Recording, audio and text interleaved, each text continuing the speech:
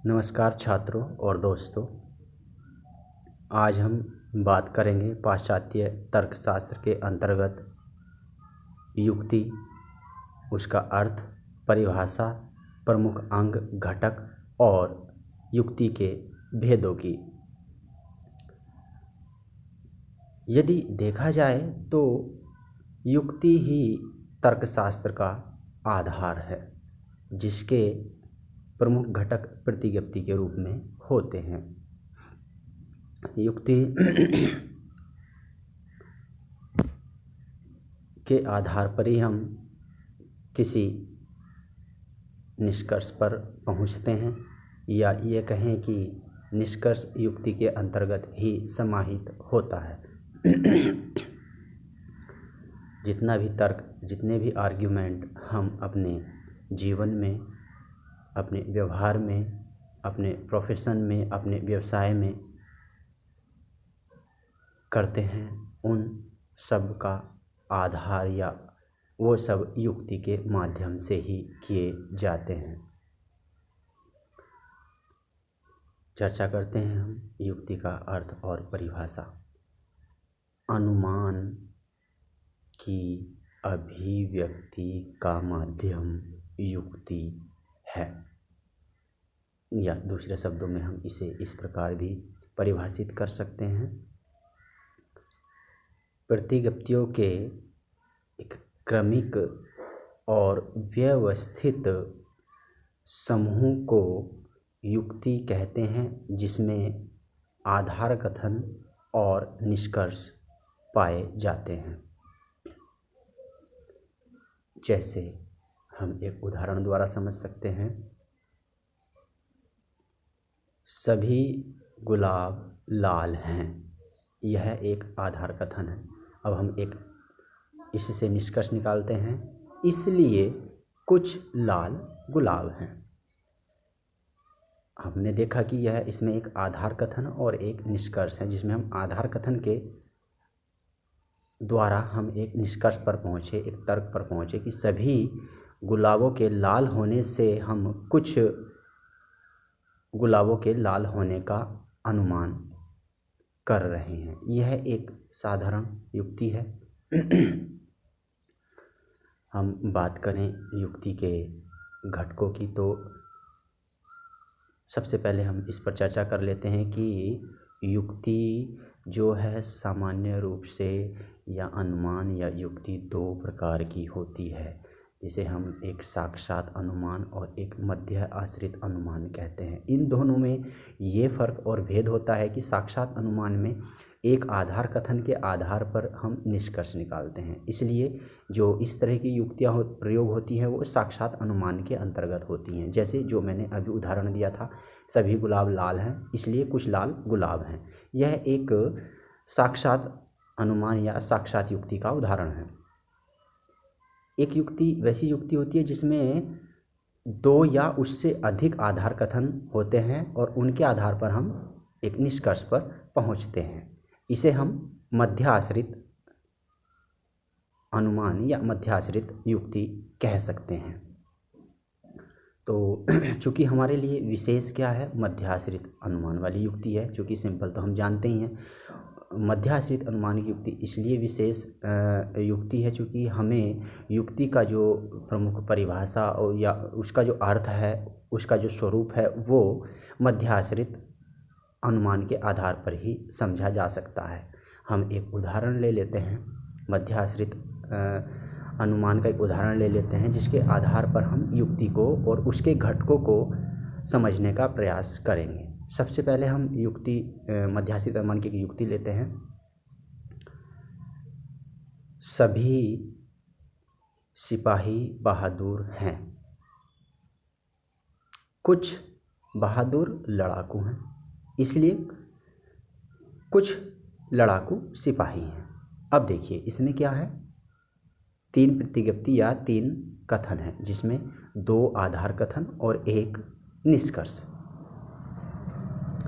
अब हम इन तीन प्रतिज्ञप्तियों के आधार पर हम इन तीन प्रतिज्ञप्तियों को हम नाम दे सकते हैं, जिसमें हम प्रथम आधार कथन जो सबसे ऊपर, जो सबसे पहले मैंने बताया, वो मुख्य आधार कथन या मेजर स्टेटमेंट कहलाएगा। जो द्वितीय आधार कथन है उसको हम लघु आधार कथन या माइनर स्टेटमेंट कहेंगे। और उनके आधार पर जब हम एक निष्कर्ष पर पहुँचे तो वह हमें कंक्लूजन स्टेटमेंट होगा या वह हमारा निष्कर्ष कहलाएगा। अब निष्कर्ष की क्या पहचान होती है? निष्कर्ष की पहचान ये होती है, निष्कर्ष वाक्य या निष्कर्ष प्रतिज्ञप्ति की पहचान ये होती है कि उसके पहले अतः या फिर इसलिए लगा होता है, जिसके आधार पर हम यह पहचान कर सकते हैं कि यह निष्कर्ष कथन है या ये निष्कर्ष वाक्य है। अब हमने कहा मेजर यानी कि मुख्य आधार कथन या बृहद आधार कथन, लघु आधार कथन और निष्कर्ष। अब इनमें भी इनके अंतर्गत और घटक होते हैं जो पदों के रूप में जाने जाते हैं। जैसे हम बात करें कि जो मुख्य आधार कथन होता है, जो मेजर स्टेटमेंट होता है, उसके अंतर्गत एक मध्यम पद होता है और एक बृहद पद होता है। जो लघु आधार कथन होता है उसके अंतर्गत एक लघु पद होता है और एक मध्यम पद होता है। और जो निष्कर्ष वाक्य होता है उसके अंतर्गत लघु पद और बृहद पद होते हैं, उसमें मध्यम पद नहीं होता है। ये भी हम निष्कर्ष की पहचान है कि जिसमें मध्यम पद ना हो। अब सबसे पहले हम मध्यम पद के बारे में जान लें कि मध्यम पद क्या होता है। मध्यम पद अपने आधार कथनों में जो पद दो बार आया हो उसे हम मध्यम पद या हेतु पद कहते हैं। अभी जो मैंने उदाहरण दिया था, सभी सिपाही बहादुर हैं, कुछ बहादुर लड़ाकू हैं, तो इसमें बहादुर पद दोनों आधार कथनों में आया है, इसलिए ये मध्यम पद या हेतु पद कहलाएगा। अब इससे अलग अपने अपने आधार कथनों में जो पद बचते हैं वो बृहद पद और लघु पद कहलाते हैं। जैसे बृहद आधार कथन में मध्यम पद से अलग जो पद बचा वो बृहद पद कहलाएगा या विधेय पद कहलाएगा। और जो लघु आधार कथन में जो मध्यम पद से अलग जो पद बचा उसे हम लघु पद कहेंगे। एक और प्रश्न उठता है युक्ति के संबंध में, ये भी एक समझने योग्य बात है कि कभी कभी क्या होता है कि युक्ति में प्रतिज्ञप्तियों की या कथनों की एक सीक्वेंस नहीं होता है। जैसे अभी हमने जो उदाहरण दिया उसमें तो एक सीक्वेंस है, पहला आधार कथन बृहद आधार कथन, दूसरा आधार कथन लघु आधार कथन और अंत में निष्कर्ष कथन है। परंतु कभी कभी क्या होता है कि आधार कथन में लघु आधार कथन को पहले रख दिया जाता है, बृहद आधार कथन को बाद में रख दिया जाता है और उसके बाद निष्कर्ष तो होता ही होता है। अब हम कैसे समझें कि कौन सा लघु आधार कथन है और कौन सा बृहद आधार कथन है?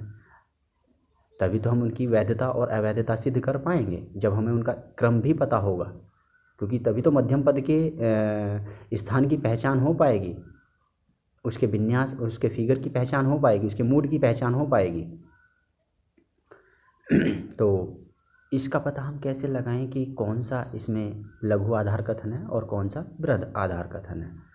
तो दोस्तों इसका पता हम निष्कर्ष वाक्य से लगा सकते हैं, निष्कर्ष से लगा सकते हैं। निष्कर्ष वाक्य में या निष्कर्ष कथन में उद्देश्य पद के स्थान पर जो पद होता है वो पद जिस आधार कथन में होगा उसे हम लघु आधार कथन कहेंगे। इसी प्रकार विधेय पद के स्थान पर जो पद होता है निष्कर्ष में, वो पद आधार कथन में जिस आधार कथन में होगा उसे हम बृहद आधार कथन कहेंगे। एकदम सिंपल सी पहचान है कि हम पता लगा सकते हैं निष्कर्ष से कि कैसे हम लघु आधार कथन और बृहद आधार कथन की पहचान करें कि इसमें कौन सा लघु और कौन सा बृहद है, वो हमें निष्कर्ष से पता लग जाता है। क्योंकि निष्कर्ष में लघु आधार कथन का उद्देश्य पद लिया जाता है और बृहद आधार कथन का विधेय पद लिया जाता है। इस प्रकार हम लघु आधार कथन, बृहद आधार कथन और निष्कर्ष एक क्रम की पहचान कर सकते हैं। इस क्रम से फिर हम उनके मूड अर्थात उनके विन्यास की पहचान कर सकते हैं, उनकी आकृति की पहचान कर सकते हैं और हम युक्ति की वैधता अवैधता का निर्धारण कर सकते हैं। ये तो हुई बात युक्ति की परिभाषा और युक्ति के घटकों की। अब हम बात करते हैं युक्ति के भेद की कि युक्ति कितने प्रकार की होती है। अभी मैंने बताया था शुरुआत में ही कि सामान्य रूप से जो अनुमान के दो प्रकार होते हैं, साक्षात अनुमान और मध्याश्रित अनुमान। ये ही युक्ति के दो प्रकार कहलाते हैं। जैसे जो एक आधार कथन के आधार पर निष्कर्ष निकालते हैं उसे हम साक्षात युक्ति या साक्षात अनुमान कहते हैं, और जो दो या उससे अधिक आधार कथनों के आधार पर हम निष्कर्ष निकालते हैं किसी तर्क में, उसे हम मध्याश्रित अनुमान कहते हैं। परंतु मुख्य रूप से जो तर्कशास्त्र में जानी जाती हैं युक्तियाँ दो प्रकार की जानी जाती हैं। जो मुख्य रूप से जानी जाती हैं वो हैं आगमनात्मक युक्ति और निगमनात्मक युक्ति। अब आगमनात्मक युक्ति क्या होती है और निगमनात्मक युक्ति क्या होती है, इस विषय पर चर्चा कर लेते हैं। आगमनात्मक युक्ति जिस युक्ति में हम विशेष आधार कथनों से सामान्य निष्कर्ष पर पहुंचते हैं वह प्रक्रिया आगमन कहलाती है, या उस प्रकार की युक्ति को हम आगमनात्मक युक्ति कहते हैं। इसे हम एक उदाहरण के द्वारा भी समझ सकते हैं। जैसे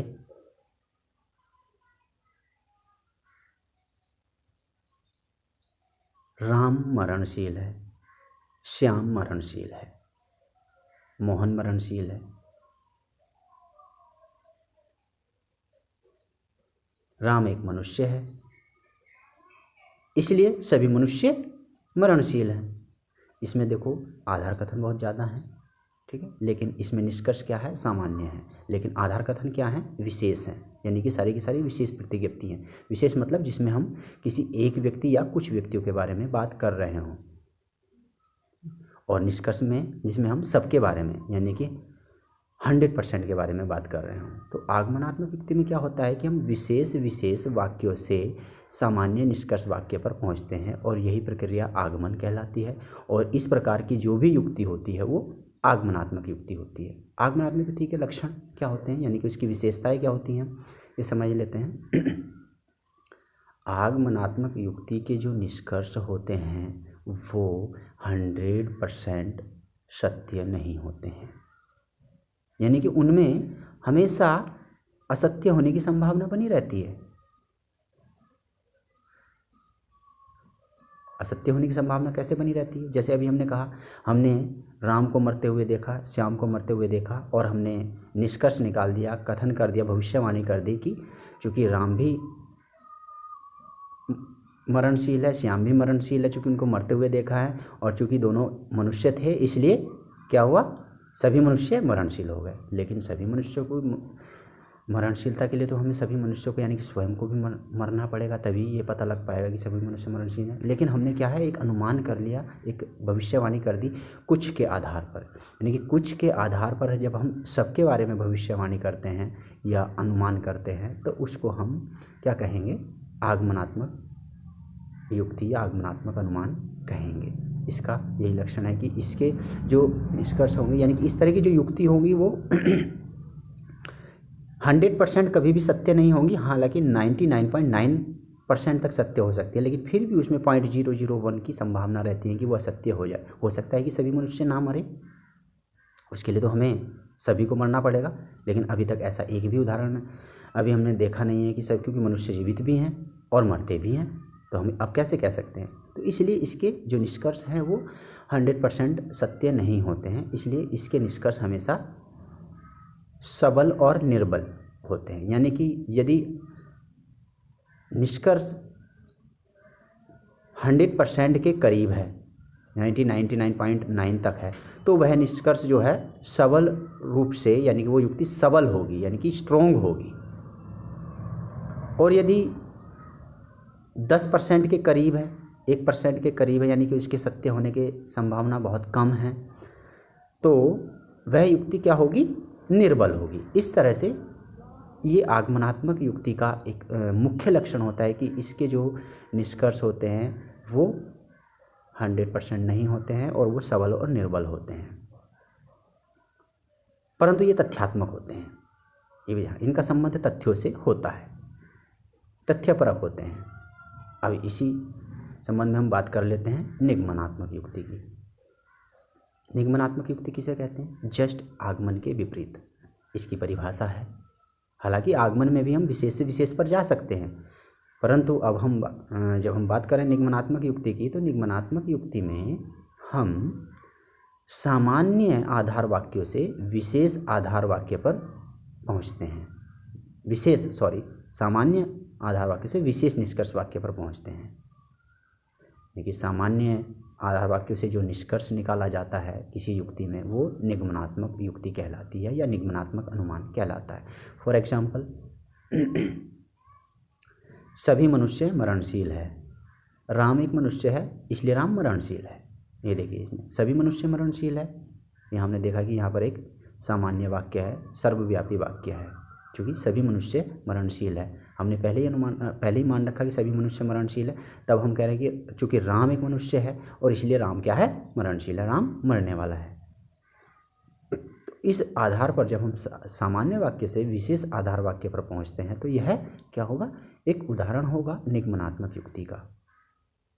लेकिन निगमनात्मक युक्ति में क्या होता है कि निगमनात्मक युक्ति के जो निष्कर्ष होते हैं वो 100% होते हैं, यानी कि वो 100 के 100% सत्य होंगे या असत्य होंगे। जो निष्कर्ष वाक्य होगा वो 100% या तो सत्य होगा या असत्य होगा। तो सबसे जो निगमनात्मक युक्ति की जो सबसे प्रबल है वो एक ये है कि निगमनात्मक युक्तियाँ क्या होती हैं? अनिवार्य होती हैं। उनके जो निष्कर्ष होते हैं वो 100% सत्य या असत्य होते हैं। और अब हम इन दोनों में अंतर भी वेरीफाई कर सकते हैं। एक तरफ तो संभावना की बात कर रहा है, प्रोबेबिलिटी की बात कर रहा है, और एक 100% की बात कर रहा है। आगमन में हम संभावना की बात करते हैं, निगमनात्मक युक्ति में हम 100% की बात करते हैं, या तो सत्य होगा या सत्य होगा। जैसे गणित की जो प्रतिगत्या या गणित की जो युक्तियाँ होती हैं वो 100% होती हैं। इस प्रकार हमने समझा कि आगमनात्मक और निगमनात्मक युक्ति, जो दो प्रकार की युक्तियाँ होती हैं, वो किस तरह से हम उनको परिभाषित कर सकते हैं, क्या उसका उदाहरण हो सकता है और क्या उनके सामान्य और विशेष लक्षण हो सकते हैं। तो आज की कक्षा में बस इतना ही। आगे हम फिर कोई नए टॉपिक के साथ फिर उपस्थित होंगे। तब तक के लिए नमस्कार, धन्यवाद।